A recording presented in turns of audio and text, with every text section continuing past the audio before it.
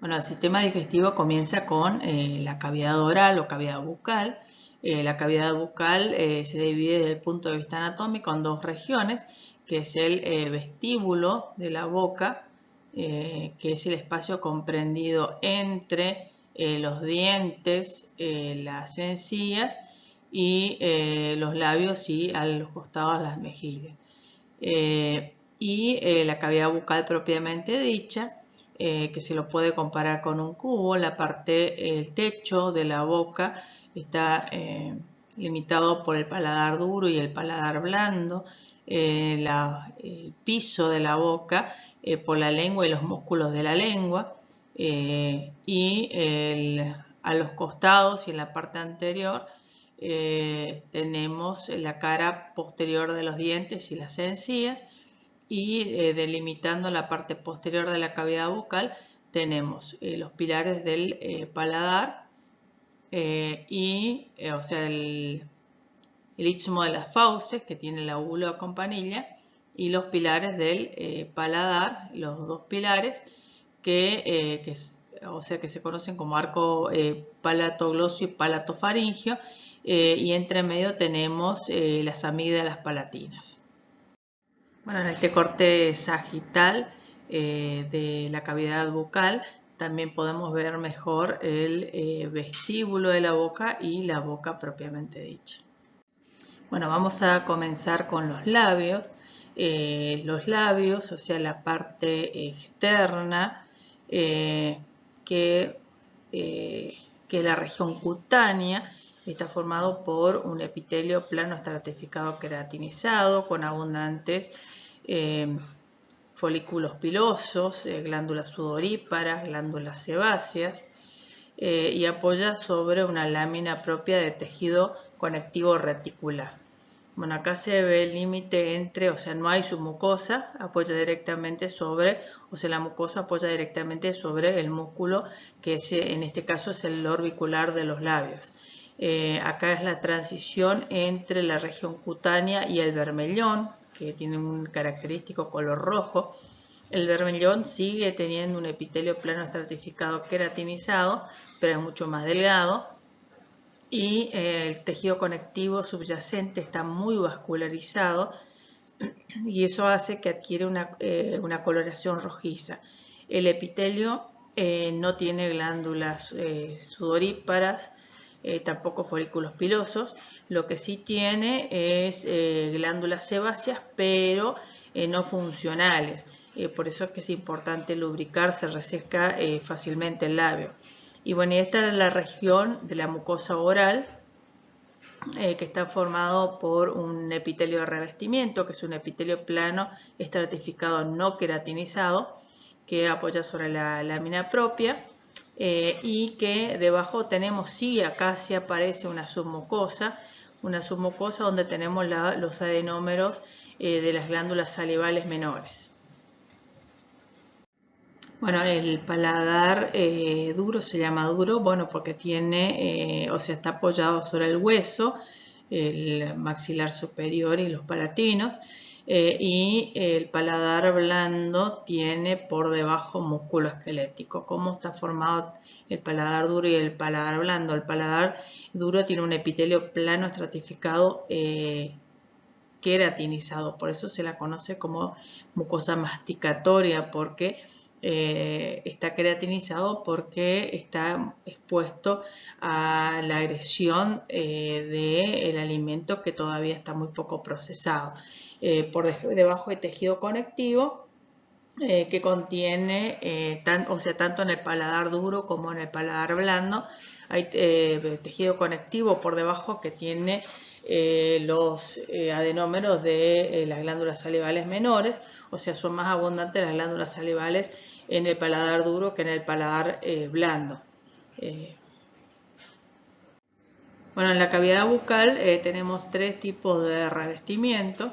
Tenemos en la mucosa de revestimiento, donde la encontramos, o sea, a qué hacemos referencia cuando hablamos de mucosa de revestimiento, que es un epitelio plano estratificado no queratinizado. Entonces, en el paladar blando, en las mejillas, principalmente, y en los labios, en la cara interna.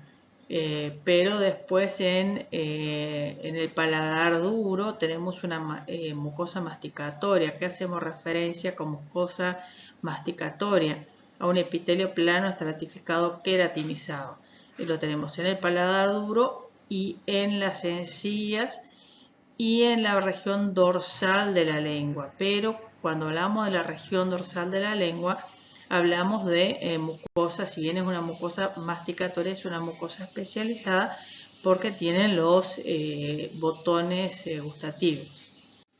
Bueno, la lengua es un órgano fibromuscular que tiene, se le reconoce dos regiones, una región anterior que corresponde al 2/3, que está delimitado por la B, acá la B lingual, y un tercio posterior donde encontramos las amígdalas linguales. O sea, la B lingual, que son papilas de tipo caliciformes. Por detrás de la B lingual tenemos el foramen ciego, que es el lugar por donde descienden las glándulas tiroides para ubicarse delante de la tráquea. O sea, es un vestigio de ese conducto, porque las glándulas tiroides se originan acá en la cavidad oral y después descienden. La lengua, el epitelio de la lengua es muy diferente en la parte dorsal, que es una mucosa especializada, o sea, es un epitelio plano estratificado queratinizado, pero hay formaciones que son las papilas, y algunas tienen o no botones gustativos o corpúsculos gustativos. En cambio, en la región ventral de la lengua, directamente el epitelio es una mucosa de revestimiento, es un epitelio plano estratificado no queratinizado, y apoya sobre una submucosa. Bueno, acá hay una imagen donde podemos ver los tres tipos de papilas: las papilas filiformes, las fungiformes y las caliciformes, o también conocidas como circunvaladas. Acuérdense que el epitelio es plano estratificado queratinizado en la región dorsal, no hay submucosa. El músculo, hay muchas fibras musculares esqueléticas que se dirigen en diferentes direcciones, y entre las células musculares esqueléticas tenemos los adenómeros de las glándulas salivales. Si observamos desde la región ventral de la lengua, vamos a ver un epitelio plano estratificado no queratinizado, o sea, una mucosa de revestimiento que apoya sobre la lámina propia, y hay un tejido conectivo subyacente. Bueno, acá en este corte de lengua se puede observar los diferentes tipos de papilas. Estas son las filiformes, bueno, están faltando unas. Estas son las filiformes. Estas son las fungiformes, que tienen forma de hongo y que están metidos entre medio de las filiformes. Estas son las caliciformes o circunvaladas, que tienen un surco. Y me está faltando acá en este gráfico las foliadas, que se encuentran en el borde de la lengua. Bueno, tanto las foliadas como las circunvaladas o caliciformes, en la parte inferior del surco desembocan los conductos de las glándulas salivales linguales, o también conocidas como glándulas de von Ebner. Bueno, acá podemos observar las papilas filiformes, que son las papilas más abundantes, tienen forma cónica. No tiene en sus bordes laterales corpúsculos gustativos, porque su función es exclusivamente mecánica. Bueno, estas son las papilas fungiformes, que tienen forma de hongo. Están metidas entre medio de las papilas filiformes, son un poquitito más altas. se las puede observar en la lengua como puntitos rojos, son más abundantes en la punta de la lengua y sí tienen en el borde lateral corpúsculos gustativos. Bueno, las papilas foliadas son estas, se encuentran en el borde lateral del tercio posterior de la lengua. Son un tipo de papila que sí tiene corpúsculos gustativos y que también en su surco lateral desembocan las secreciones de las glándulas salivales linguales o de von Hebner. Bueno, las papilas caliciformes tienen forma de copa o también se las conoce como circunvaladas. Son entre 8 a 12 y forman la B lingual y tienen corpúsculos gustativos en el borde lateral y también en el surco desembocan los conductos de las glándulas salivales linguales o de von Hebner. Bueno, entonces para resumir, la lengua en la región dorsal, o sea, tiene las papilas linguales y tiene un epitelio plano, estratificado, queratinizado, que se lo considera como un epitelio especializado por los corpúsculos gustativos que presenta. Y en la parte inferior es un epitelio de revestimiento, posee un epitelio plano, estratificado, no queratinizado. Entonces en la región dorsal encontramos las papilas, que son de 4 tipos, la filiforme, que tiene función mecánica y no tiene corpúsculos gustativos. Solamente las filiformes, las foliadas y las circunvaladas presentan botones o corpúsculos gustativos y solamente en la base de las foliadas y las caliciformes desembocan los conductos de las glándulas salivales, linguales o de von Hebner. Bueno, esta es una imagen de un corpúsculo gustativo, yema gustativa, que es lo mismo. Está formada por células de sostén, células altas, que tienen en sus extremos, o sea, tanto las células de sostén como las células epiteliales sensoriales, o sea, son neuroepiteliales porque son células epiteliales modificadas que hacen sinapsis con neuronas. Tanto las células de sostén como las neuroepiteliales tienen prolongaciones que son microvellosidades que se proyectan a través del poro gustativo, que es una abertura. Acá podemos ver una imagen. Las células sensoriales se las ve con la tinción mucho más clara, pero porque tienen un citoplasma claramente acidófilo y un núcleo también mucho más grande y más redondo.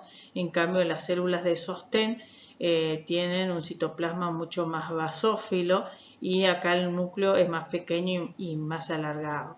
Estas son, o sea, las células neuroepiteliales, que son estas, sensoriales, tienen un promedio de vida de 10 días y se renuevan continuamente gracias a la reproducción de las células basales.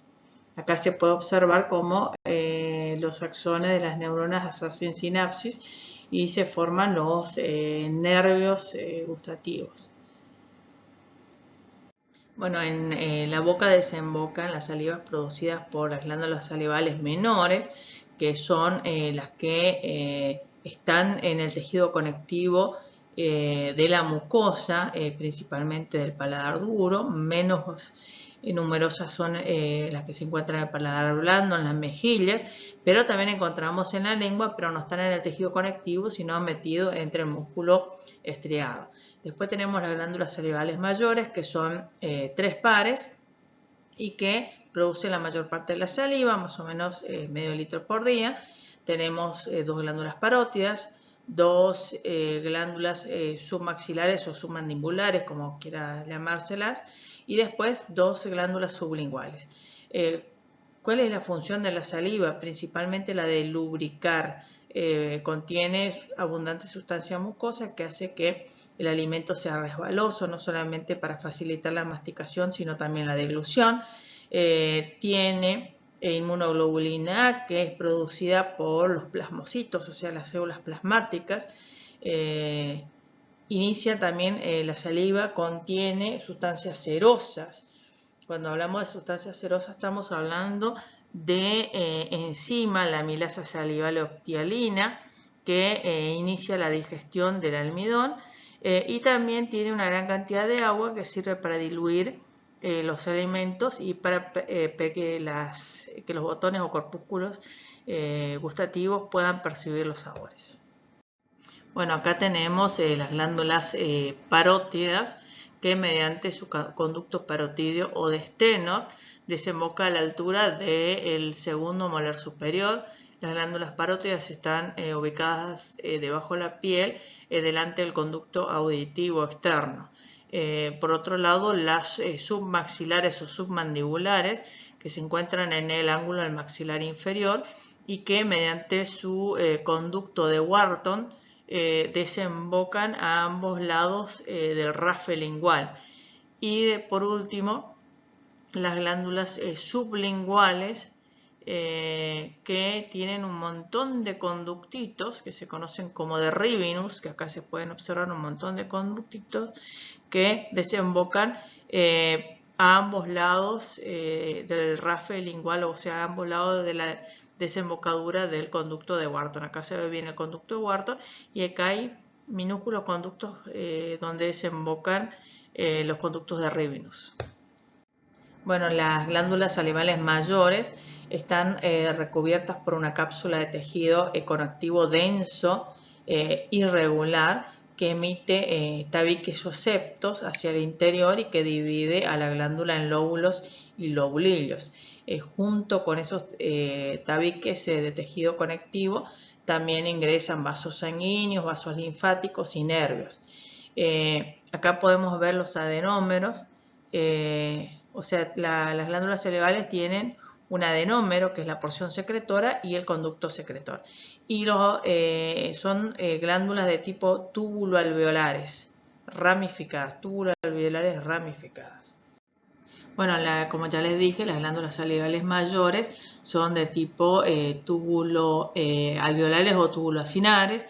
Tienen un adenómero donde encontramos las células acinares que depende del tipo de glándula, pueden, por ejemplo, las parótidas solamente tienen células acinares de tipo seroso, que tienen un núcleo muy grande, evidente, con cromatina laxa.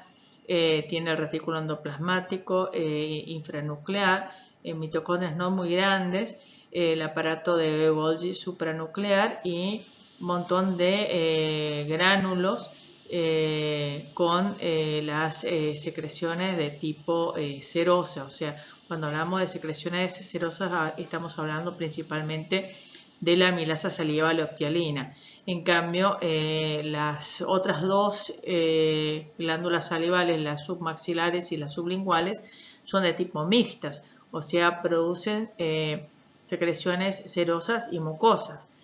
Por ejemplo, las submaxilares tienen en su mayoría su secreción serosa, pero tienen algo de secreción mucosa, entonces van a tener entre medio, o sea, no solamente células acinares serosas, sino también células acinares mucosas que tienen un núcleo irregular, muchas mitocondrias infranucleares, el aparato de Golgi supranuclear y abundantes vesículas con secreciones mucosas. Entonces todas las glándulas tienen un adenómero que, dependiendo del tipo de glándula, o tienen predominio de uno o de otro tipo de células, y el conducto secretor.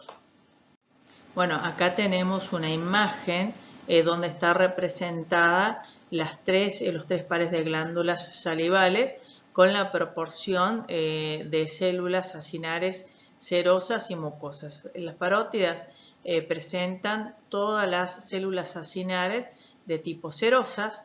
Las submaxilares o submandibulares la mayor parte de las células son acinares serosas, pequeña cantidad de células acinares mucosas, o sea, tiene mayor proporción de secreciones serosas que mucosas.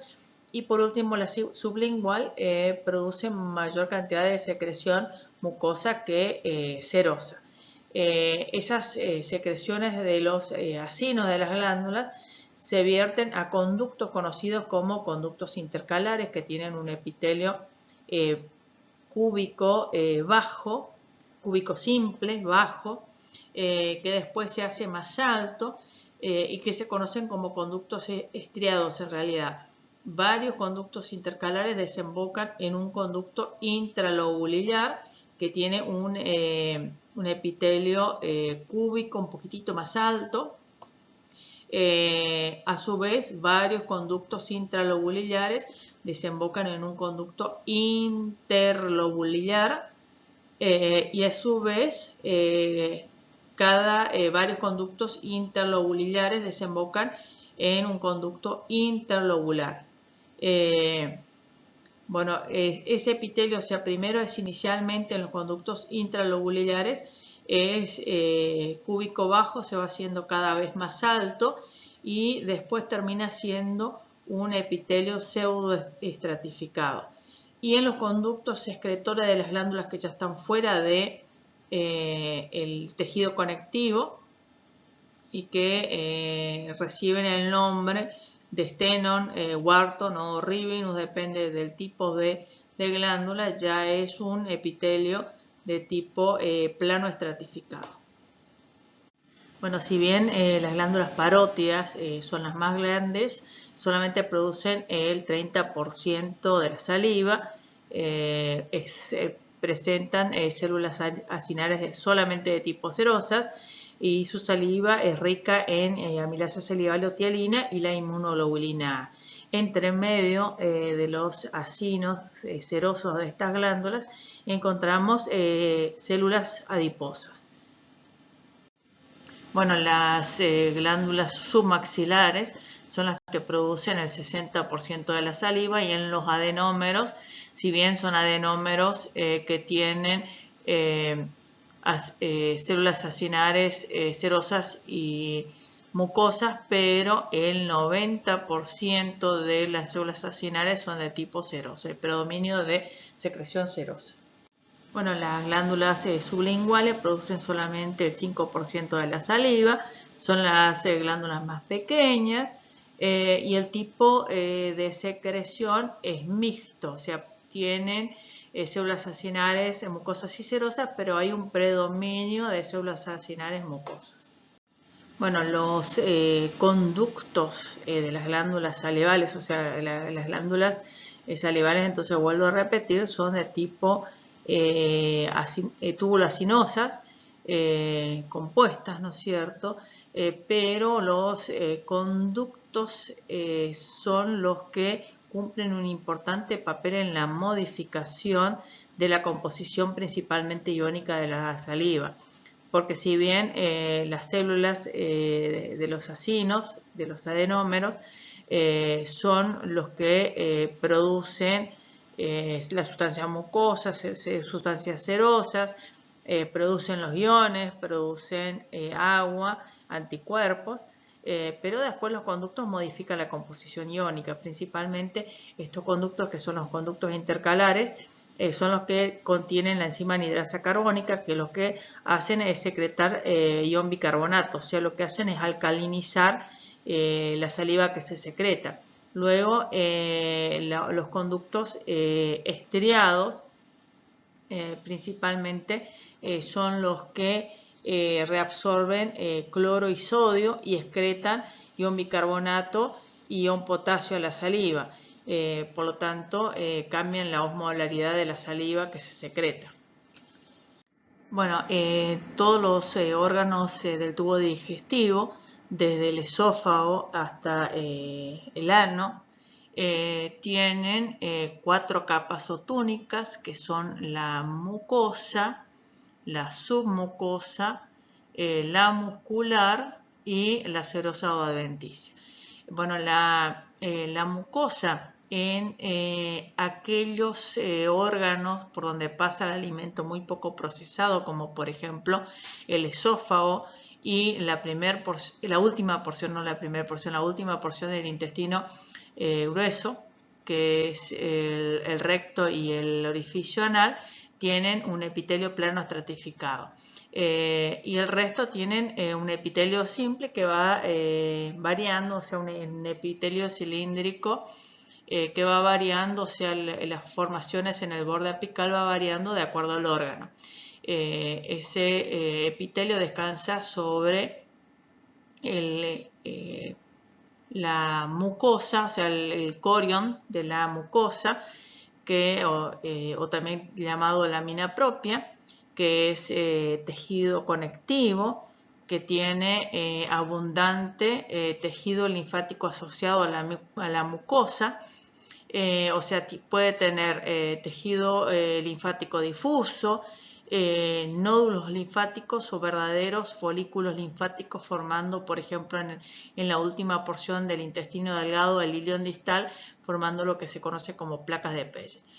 Entre la mucosa y la submucosa tenemos la muscularis mucosae, que son células musculares difusas, circulares internas y longitudinales externas, que se conoce como muscular interna.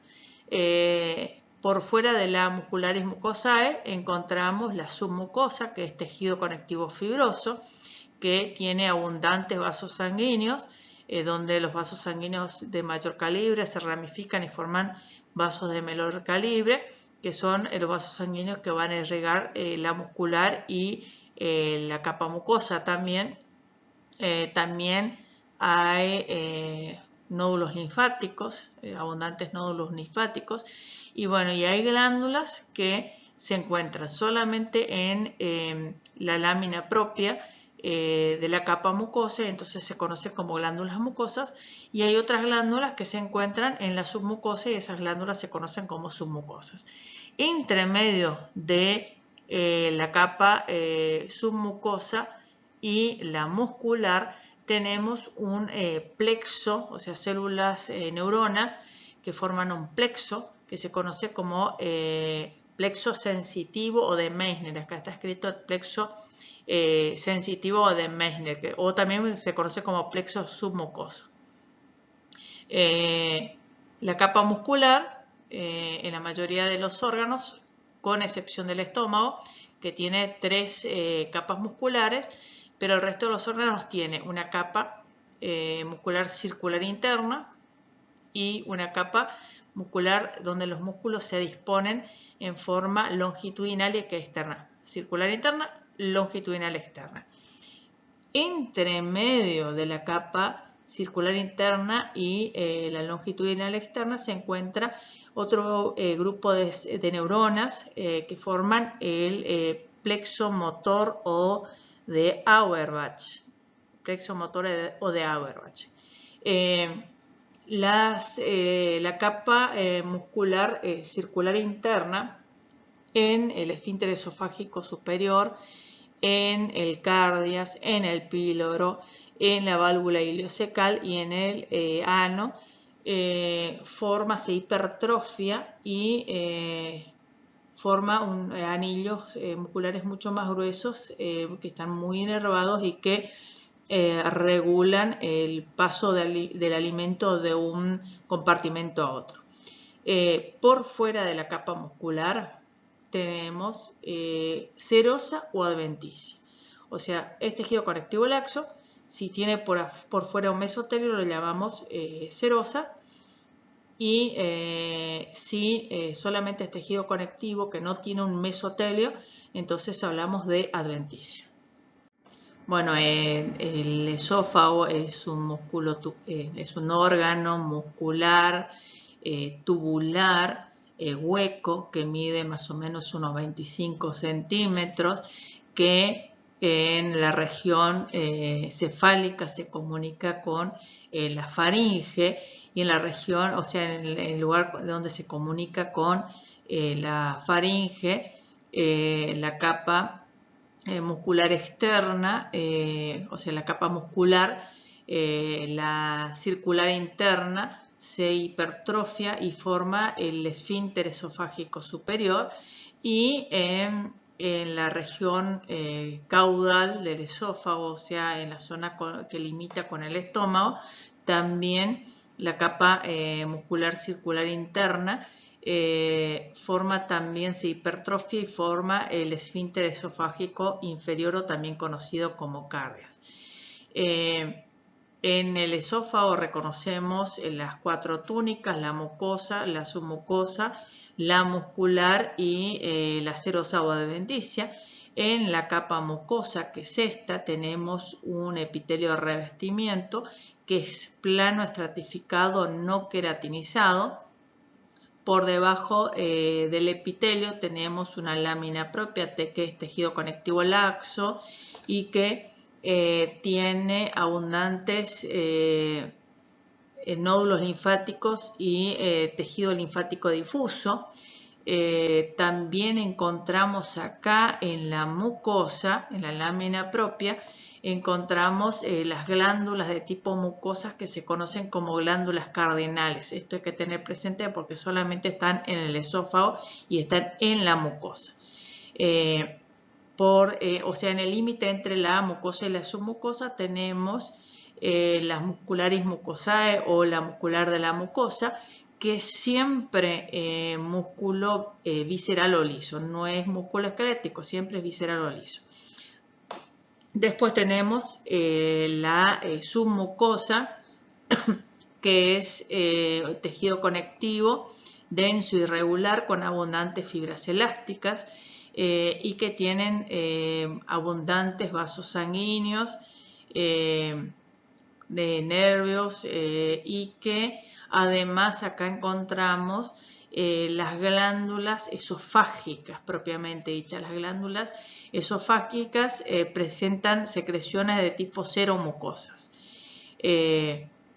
Bueno, entre la capa submucosa y la muscular tenemos acá el plexo sensitivo o de Meissner, y después tenemos la capa muscular circular interna y la longitudinal externa. Pero hay una particularidad acá, que al esófago tenemos que dividirlo en 3 tercios. En el primer tercio tenemos músculo esquelético estriado, pero es involuntario, ¿sí? Tanto la capa circular interna como la longitudinal externa. En el siguiente 2 tercios tenemos una mezcla de músculo estriado y músculo liso, o sea, la capa circular interna es de músculo liso y la capa longitudinal externa es de músculo estriado, y en el último tercio ya es tanto la capa circular como la longitudinal es de músculo liso. Entre medio de la capa circular y la longitudinal tenemos el plexo motor o de Averbach. Por fuera de la capa muscular tenemos la adventicia, pero solamente en la zona donde el esófago atraviesa el diafragma. Ahí sí se cubre de mesotelio y se llama serosa. Bueno, acá en la unión del esófago y el estómago, o sea, la unión gastroesofágica, podemos ver la zona de lucha de epitelios, porque el epitelio propio del esófago es plano estratificado y pasa abruptamente al epitelio cilíndrico simple, que es propio del estómago. Bueno, el estómago tiene las 4 túnicas típicas, que es la mucosa, la submucosa, la muscular y serosa.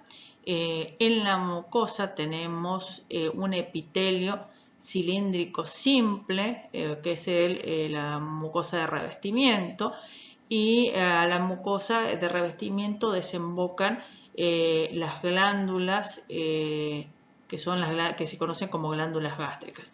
Tenés que pensar de que acá entre el esófago y el estómago hay una lucha de epitelios, porque de golpe pasa de plano estratificado no queratinizado a un epitelio cilíndrico simple.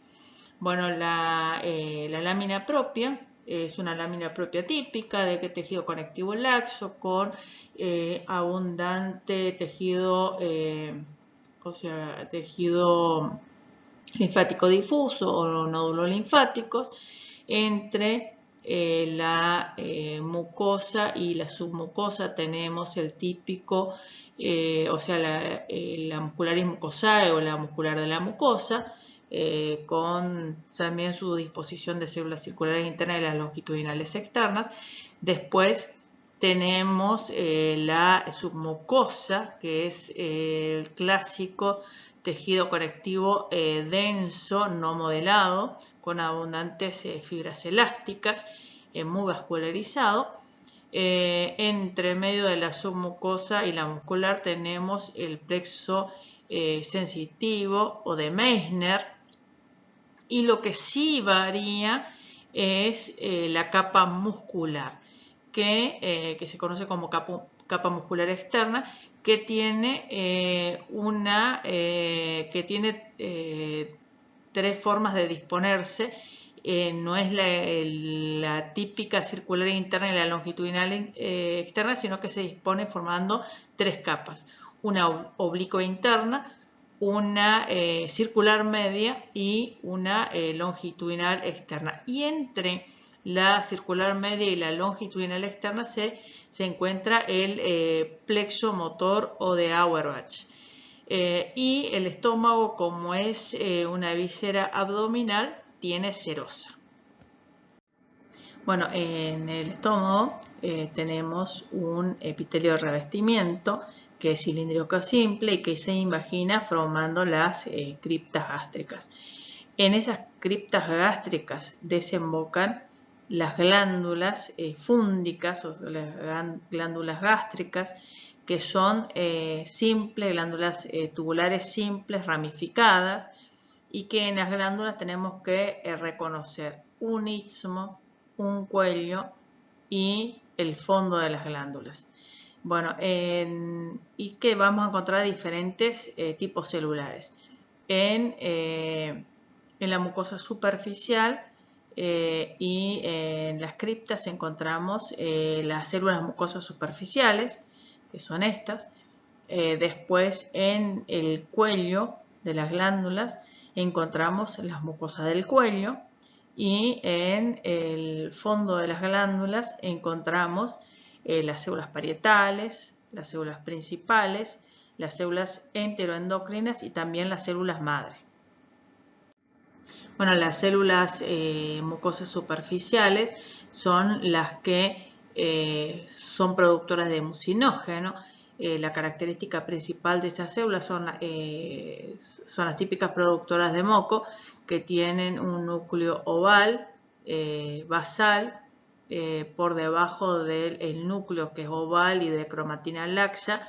Tiene un retículo endoplasmático, un aparato de Golgi supranuclear, y las vesículas, o sea, en la parte media y apical de las células encontramos las vesículas que almacenan el mucinógeno. El mucinógeno, o sea, esa sustancia mucosa, es un moco tipo turbio, es insoluble y es fuertemente alcalino, o sea, es inactivo, pero cuando se secreta se activa en presencia de agua y se vuelve insoluble y fuertemente alcalino. La primera capa es esa capa gruesa, porque se va depositando y cubre al epitelio de revestimiento. Es una gruesa capa que cubre el epitelio de revestimiento porque tiene la función de proteger al epitelio de revestimiento del ácido clorhídrico, que es un ácido muy fuerte.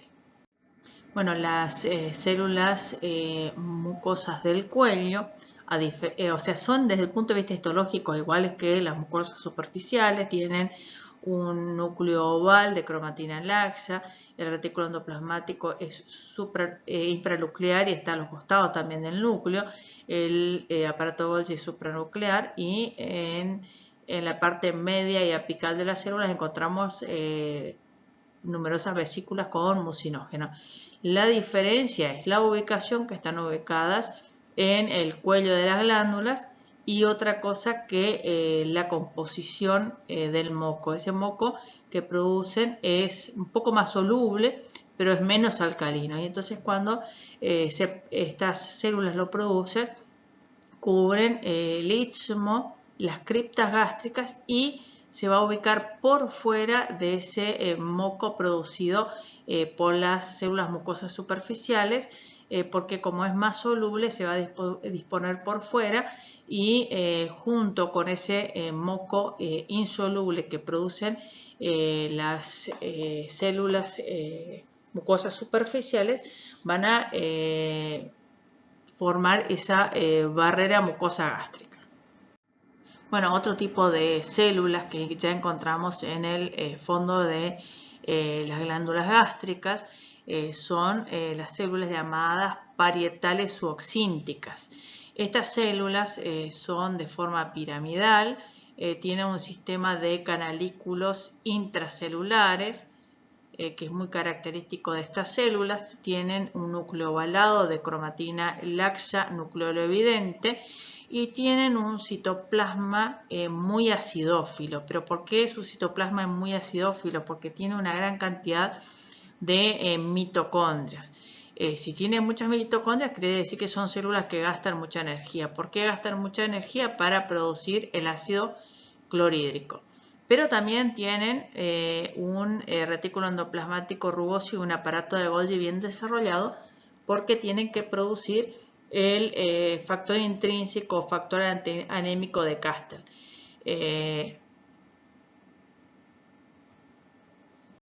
Bueno, vamos a ver ahora cómo se produce el ácido clorhídrico. O sea, el ácido clorhídrico no se produce en el interior de estas células oxíntricas, sino que el cloro y el ion hidrógeno se unen en la luz del órgano.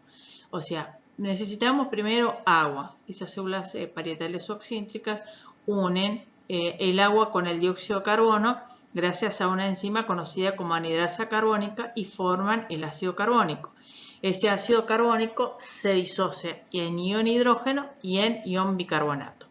El ion hidrógeno pasa a la luz del órgano gracias a una proteína bomba que bombea hidrógeno hacia el interior y ion hidrógeno, o sea, ion hidrógeno hacia el exterior y ion potasio hacia el interior. O sea, eso se conoce como bomba de potasio e hidrógeno ATPasa. Entonces se gasta mucha energía acá, pero ese potasio que ingresó sale nuevamente por los canales iónicos por difusión facilitada. En el borde basal de las células parietales oxíntricas existe un cotransportador que transporta en forma bidireccional ion bicarbonato hacia la sangre y ion cloro hacia el interior de las células parietales, y ese ion cloro pasa por difusión facilitada directamente a la luz del órgano, y entonces el ion hidrógeno y el ion cloro se unen para formar el ácido clorhídrico, o sea, ya dentro de la luz del órgano y no dentro de las células parietales. La producción de ácido clorhídrico requiere un gasto grande de energía, pero también alcaliniza la sangre porque se produce una marea alcalina. ¿Y cuáles son los estímulos para que estas células produzcan ácido clorhídrico? Primero, la gastrina, que es producida por las células enteroendocrinas gástricas, la histamina y la acetilcolina producida por las terminaciones nerviosas. Bueno, aparte de que estas células parietales oxíntricas producen el ácido clorhídrico, producen el factor antianémico o también conocido como factor intrínseco de Castell. ¿Para qué sirve ese factor intrínseco de Castell? Es una proteína. Bueno, en realidad la vitamina B12 es muy solicitada por las bacterias. Entonces, para que no sea degradada por las bacterias, ya en la boca se combina con una proteína llamada R que está contenida en la saliva. esa proteína R la protege, pero cuando llega al estómago se separa de esa proteína R y entonces tiene que ser protegida por otra vitamina que se conoce como factor intrínseco, que se combina con la vitamina B12 y la protege para que no sea degradada por las bacterias a nivel de intestino. Bueno, y otra cosa que ese factor intrínseco también favorece su absorción a nivel de ilion distal. ¿Para qué nosotros necesitamos vitamina B12? Porque se utiliza para la producción de eritrocitos, o sea, la hematopoiesis, la eritropoiesis específicamente, porque es para la producción de eritrocitos. La carencia de vitamina B12 trae como consecuencia la anemia que se conoce como anemia megaloblástica, o sea, los eritrocitos son mucho más grandes, pero son de corta vida. Entonces, la función del factor antianémico de Castel es proteger a la vitamina B12 y facilitar su absorción a nivel del ilion distal. Bueno, las células principales son células cúbicas altas o cilíndricas que se caracterizan por tener basofilia basal, pero ¿por qué? Porque tiene, o sea, alrededor del núcleo el retículo endoplasmático a ambos lados y el aparato de Golgi, que son, o sea, principalmente el retículo endoplasmático rugoso que se tiñe de hematoxilina, entonces por eso presenta basofilia basal. También tiene un núcleo con cromatina laxa y núcleo evidente, y en el borde apical se tiñe con eosina, tiene acidofilia. ¿Pero por qué? Porque ahí vamos a encontrar las vesículas de secreción. ¿Qué producen las células principales? Producen una proteasa, o sea, una enzima que se secreta como enzima inactiva, como zimógeno, que es el pepsinógeno, pero cuando el pepsinógeno es vertido hacia la luz del órgano, entonces gracias al ácido clorhídrico, el pH del ácido clorhídrico, se escinde en pepsina, en una enzima, una proteasa activa. Bueno, acá tenemos una imagen ampliada de una célula principal, donde tenemos el retículo endoplasmático rugoso, bien desarrollado, el núcleo grande basal con cromatina laxa y núcleo evidente, y entonces toda esta parte de la célula se tiñe con, o sea, tiene basofilia, se tiñe con hematoxilina, y esta porción apical tiene una intensa acidofilia, ya que se encuentra el aparato de Golgi y también las vesículas con pepsinógeno. El pepsinógeno se transforma en pepsina en presencia de ácido clorhídrico, o sea, se corta de una enzima no activa, un zimógeno, se transforma en una enzima activa y es una ectopeptidasa. ¿Qué quiere decir eso? O no exopeptidasa. ¿Qué quiere decir eso? Que va cortando los aminoácidos y va sacando un aminoácido de a uno de los extremos de la proteína. O sea, no es capaz de cortar una proteína en el medio, sino que va sacando los aminoácidos de a uno de los extremos. Bueno, otra de las células son las células enteroendocrinas, que justamente tienen un núcleo apical y el aparato de Golgi y las vesículas con las hormonas en posición basal, o sea, tienen acidofilia basal. Se conocen también como células enterocromafines porque se destiñen con sales de cromo, o argentofines porque se destiñen con sales de plata, y se las conoce también como células SNED porque provienen de la cresta neural.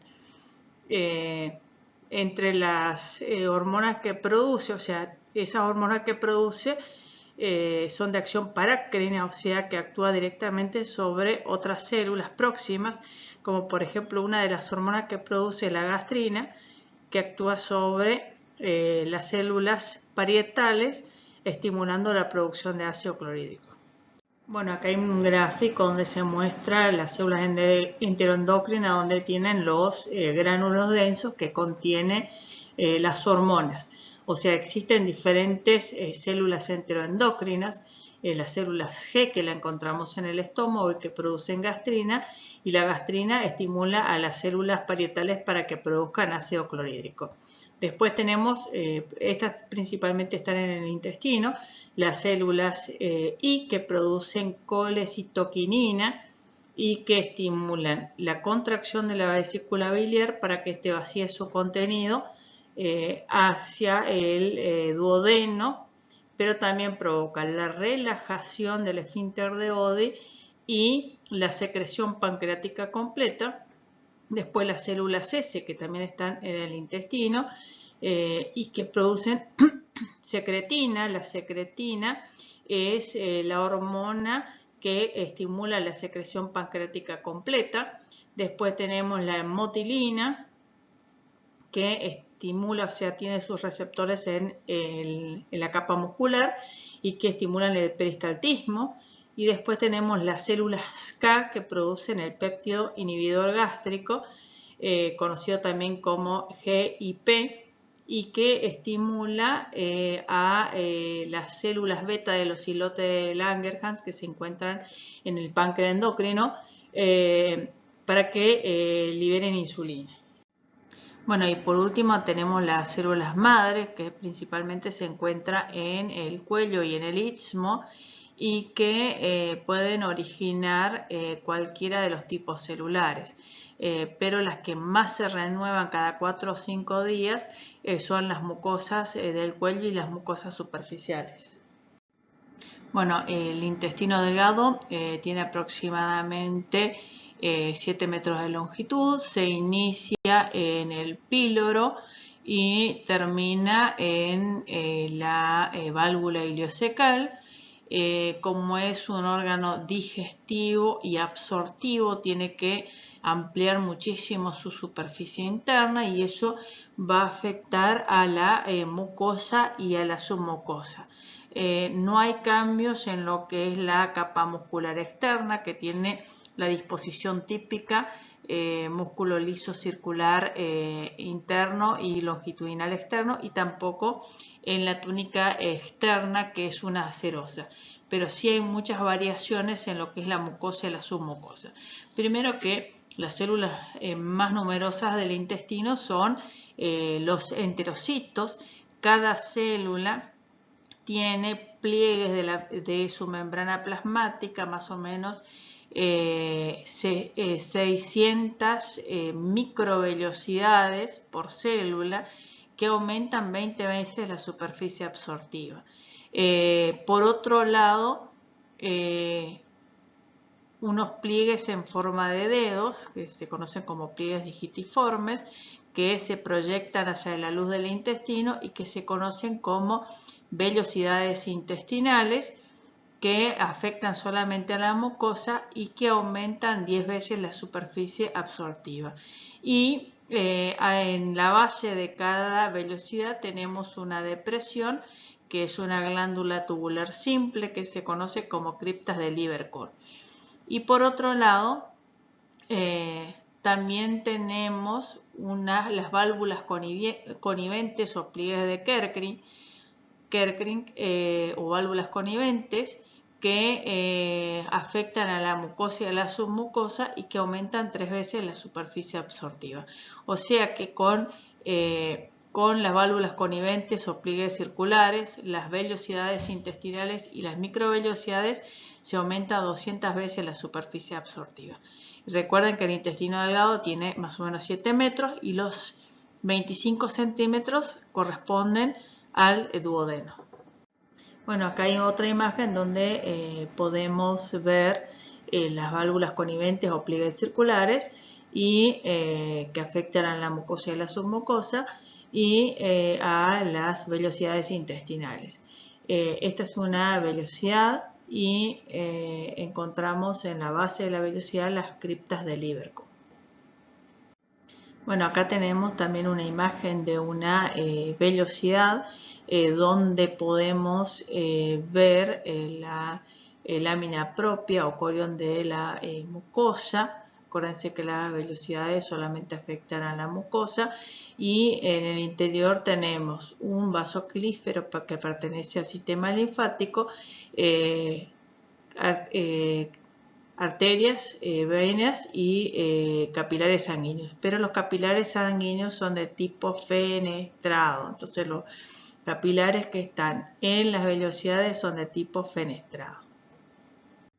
Bueno, acá tenemos los tipos celulares que encontramos formando el epitelio de revestimiento de la mucosa intestinal. Tenemos los enterocitos, que son las células más numerosas. Después tenemos las células caliciformes, ambas se encuentran en las velocidades intestinales. Y después en las criptas del Lieberkühn tenemos las células enteroendocrinas y las células de Paneth. También tenemos las células madres, o sea, principalmente las criptas de Lieberkühn. Tenemos las células madres que por el proceso de mitosis van a dar lugar a los otros tipos celulares, que normalmente se renuevan cada 6 días.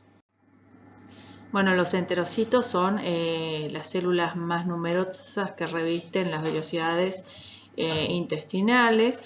Tienen un núcleo basal, un aparato de Golgi supranuclear, leve acidofilia, leve basofilia, no acidofilia, leve basofilia. Tienen en el borde apical las microvelocidades que se conocen como chapa estriada. Sus bordes laterales se unen mediante uniones herméticas y son células que producen enzimas cuya digestión se lleva a cabo en ese borde en cepillo o chapa estriada. También son células absortivas que tienen la función de absorber los nutrientes. Bueno, las células caliciformes se encuentran también tapizando las velocidades entre medio de los enterocitos. Son células que, si se usan las tinciones convencionales de H&E, no podemos evidenciar su contenido de mucinógeno porque se pierde, porque es hidrosoluble. Entonces, para poder evidenciarlas tenemos que usar otras técnicas, como por ejemplo la técnica de Paz. Producen gran cantidad de moco y son más numerosas en el duodeno y en el ilion distal. Bueno, las células de Paneth se encuentran en el fondo de las glándulas intestinales o criptas de Lieberkühn. Son células que tienen un núcleo basal. Acá se puede observar cómo el núcleo es basal. Esta zona se tiñe con hematoxilina, o sea, es basófila, y la porción media y apical donde se almacenan los gránulos que contienen lisosimas y defensinas, presentan acidofilia, por lo tanto se tiñen con la eosina. Esas lisosimas y las defensinas que producen las células de Paneth tienen un importante papel en el control de la flora intestinal, las bacterias normales que habitan en el intestino, y también tienen capacidad fagocítica. Bueno, y acá tenemos las células enteroendocrinas o enterocromafines o SNED que se encuentran en las criptas de Lieberkühn. Tienen un núcleo de cromatina laxa, un retículo endoplasmático rugoso supranuclear, un aparato de Golgi y los gránulos, los cuerpos densos que son infranucleares, o sea, tienen una basofilia apical y una acidofilia basal. Y se tiñen con sales de plata o de cromo. Bueno, en la mucosa también del ilion distal tenemos una gran cantidad de placas de Peyer, que son verdaderos nódulos linfáticos que se encuentran en la lámina propia de la mucosa del ileón distal y que protruyen hacia la luz del intestino. Recuerden entonces que se conoce, o sea, las placas de Peyer son tejido linfático asociado a la mucosa, que se organizan formando verdaderos nódulos linfáticos. Bueno, en la submucosa solamente del duodeno encontramos la glándula de Brunner. Las glándulas de Brunner son glándulas túbulo-alveolares ramificadas que solamente se encuentran en la submucosa del duodeno, principalmente en la primera porción del duodeno, y que producen una secreción que es rica en glucoproteínas y ion bicarbonato y tienen un pH entre 8,1 y 9,3. Principalmente la función es proteger la mucosa del duodeno. Sus secreciones son vertidas en el fondo de las criptas de Lieberkühn. Bueno, la capa muscular tiene la misma disposición, o sea, circular interna, longitudinal externa, y entre medio está el plexo motor o de Averbach, y tampoco no hay variaciones en lo que es la serosa. Bueno, el intestino grueso tiene aproximadamente 1,5 metros. Se reconoce en él el ciego, el apéndice vermiforme, el colon ascendente que termina en el ángulo hepático, el colon transverso que va hasta el ángulo esplénico, el colon descendente, el colon sigmoideo, el recto y el ano. En el intestino grueso tiene la particularidad que tiene una serosa en la parte anterior y una adventicia en la parte posterior, con excepción del colon transverso que tiene serosa en la parte anterior y posterior, y el recto y el ano que tienen adventicia tanto en la parte anterior como en la parte posterior. Bueno, en la capa muscular tenemos la misma disposición circular interna y longitudinal externa, pero la longitudinal externa, que está ausente en el ciego, en el apéndice vermiforme y en el recto, se concentra en 3 tiras longitudinales que se conocen como tenias, y esas tenias hacen que la superficie externa del intestino grueso se abolle formando los austros. Estos son los austros. Pero también externamente en el intestino podemos observar depósitos de grasa que se conocen como apéndices epiploicos o apéndices omentales, que son pequeñas proyecciones adiposas de la serosa. Bueno, en la mucosa del colon, o sea, de todo el intestino grueso, no tenemos pliegues circulares o válvulas coniventes o pliegue de Kerkin, tampoco tenemos velocidades intestinales. Sí, lo que persisten son las criptas de Lieberkühn, que son mucho más profundas y rectas, y que las células más numerosas ahora ya no son las células absortivas, sino que las células más numerosas son las células caliciformes. Acá se puede observar muchas células caliciformes y menos células absortivas. Porque la principal función del intestino grueso es la de absorción de agua y electrolitos y la eliminación de los desechos. Bueno, la porción terminal del intestino es el recto y la porción final es el canal anal. O sea, todo esto es el recto y esto es el canal anal. Bueno, en el recto la mucosa tiene pliegues transversales que se conocen como pliegues rectales transversales. En la parte final del recto tenemos unas columnas anales más o menos entre 8 a 12 columnas anales que se conocen como columnas de Morgani, que producen abundantes secreciones mucosas. Este límite se conoce como límite pectíneo.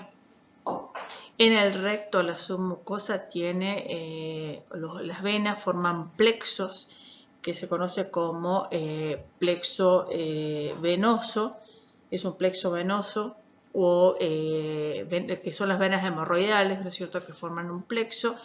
Y a nivel de la línea pectínea, la capa muscular circular se engrosa y forma el esfínter anal interno, y después el músculo esquelético que rodea al músculo liso, al esfínter anal interno, forma el esfínter anal externo.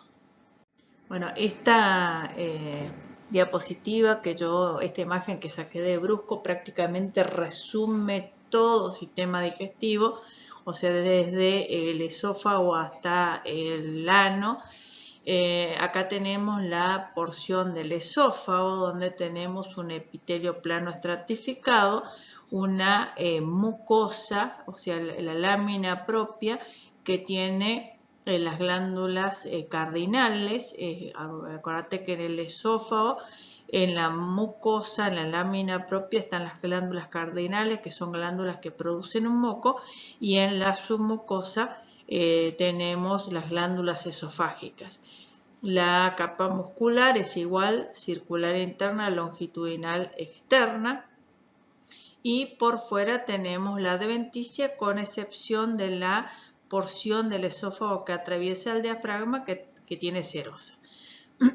El estómago, la mucosa, tiene un epitelio de revestimiento que es cilíndrico simple y que tiene en la superficie estas células mucosas superficiales, pero ya en las depresiones que se conocen como criptas gástricas ya tienen las células mucosas del cuello.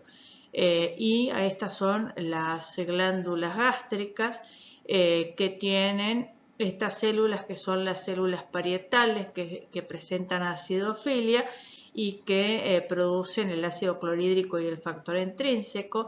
Después acá tenemos estas células que son las principales, que tienen acidofilia apical y basofilia basal, y que son las células principales que producen pepsinógeno. Y acá en el fondo de las glándulas gástricas tenemos las células enteroendocrinas. En el caso del estómago, bueno, en la submucosa es todo igual. En la muscular son 3 capas: oblicua interna, circular media y longitudinal externa, y el estómago está cubierto por una serosa. Por otro lado, el intestino tiene los pliegues circulares, que son poco numerosos y poco prominentes en el duodeno, más numerosos y prominentes en el yeyuno y más escasos en el ilion.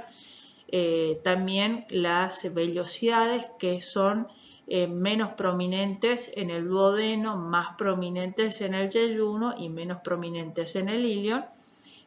Y lo mismo pasa con las glándulas intestinales o criptas de Lieberkühn, que no son muy profundas en el duodeno, sí mucho más profundas en el yeyuno y menos profundas en el ilion.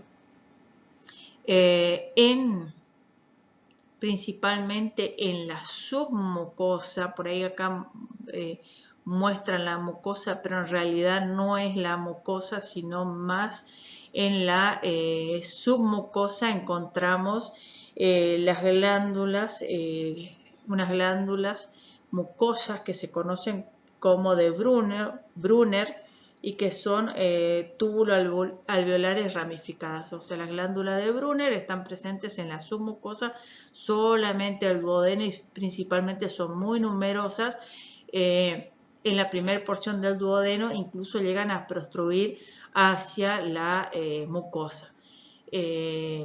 Por otro lado, solamente en el ilion distal, en la mucosa, en la lámina propia, encontramos las placas de Peyer que prostruyen hacia la luz del ilion. En el intestino delgado, en todo el intestino delgado, tenemos estos 4 tipos celulares, que son las células más numerosas, que son los enterocitos, que tienen la chapa estriada, o sea, en el borde en microvellosidades, que son las células más numerosas en el intestino delgado. Después tenemos entre medio las células caliciformes que producen moco, que son estas células. Después tenemos en las criptas de Lieberkühn, tenemos las células enteroendocrinas y las células estas de Panet. Estas células de Panet son las que tienen la acidofilia apical y la basofilia basal. Y este C1 me está rascando todo y no puedo apuntar con el puntero, así que me está dejando loco. Bueno, ¿querés hablar? ¿O querés hablar con Arián? Loquito, bueno, quédate quietos, Zeus. Bueno, y en el colon acordate que son más numerosas las células caliciformes y menos numerosas las células absortivas, porque la única función del intestino grueso es principalmente absorber agua y iones. No hay pliegues circulares, no hay vellosidades. Sí están presentes las criptas de Lieberkühn, que se conoce que son bastante profundas y que se conocen como criptas colónicas. Bueno, también hay placas de Peyer, principalmente la primera porción del intestino grueso, y hay una variación en la capa muscular, sí que la capa circular interna es igual que en el resto del tubo digestivo, pero la longitudinal externa en el colon ascendente, transverso y descendente se fragmenta y se concentra formando las tenias, o sea, las cintillas musculares. Y no está presente ni en el ciego ni en el apéndice vermiforme, no está presente esa capa longitudinal.